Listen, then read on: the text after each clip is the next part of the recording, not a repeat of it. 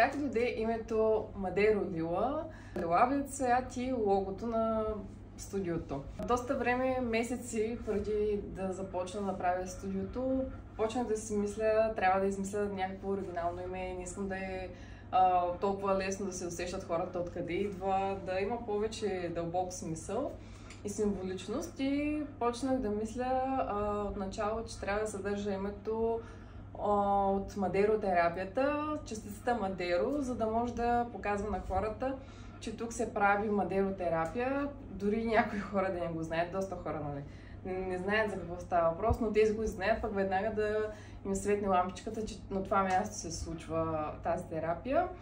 И хванах тази частичка Мадейро, което от испански значи дърво. И продължението иска да има нещо общо с лилавия цвят или с моето име. Моето име е Лиляна, произлиза от люляк, оттам идва и лиляк и самото име така е измислено.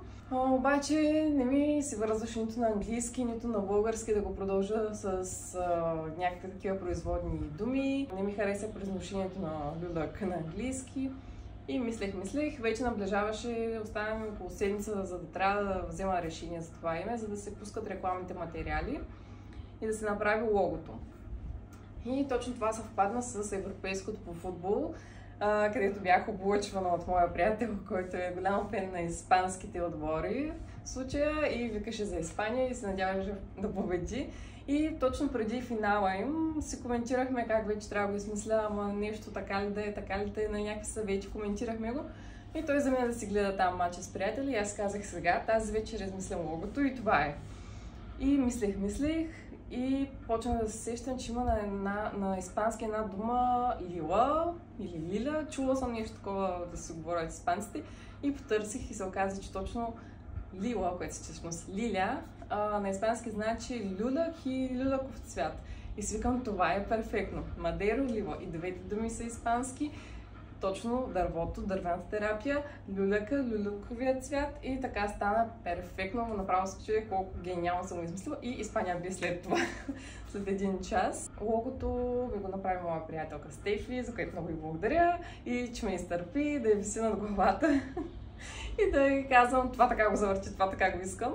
Иначе лилавият цвят за мен си е любим. Винаги е бил любим, освен това млечното, люляковото лилаво. Затова е навсякъде. За мен той е доста универсален цвят.